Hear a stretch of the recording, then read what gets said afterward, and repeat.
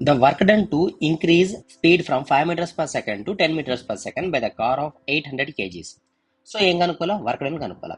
Work done formula ఏం రాస్తాము మనం అంటే జనరల్గా ఎఫ్డి రాస్తాం, లేదా ఎంజీహెచ్ రాస్తాం, లేదా హాఫ్ ఎంవి స్క్వేర్ రాస్తాం.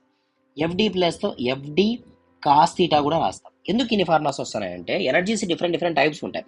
For example energy kinetic energy ఉందనుకోండి, హాఫ్ ఎంవి స్క్వేర్ రాసుకుంటాం. లేదా అది డేటమ్ ఎనర్జీ అయితే ఎంజీహెచ్ రాసుకుంటాం. అది ప్రెజర్ ఎనర్జీ అయితే కనుక ఎఫ్డి అని రాసుకుంటాం. Force into distance or displacement. అర్థమైందా? దానికి యాంగిల్ ఉంటే ఈ ఫార్ములా తీసుకుంటాం. ఇవి కేసెస్. క్లియర్ కదా కాన్సెప్ట్? సో ఇప్పుడు మనకి ఏమి ఇష్టం అంటే క్వశ్చన్ ఇన్ టర్మ్స్ ఆఫ్ వెలాసిటీలో ఇచ్చినాడు కాబట్టి మనం కైనటిక్ ఎనర్జీ ఫార్ములా తీసుకోవాలి.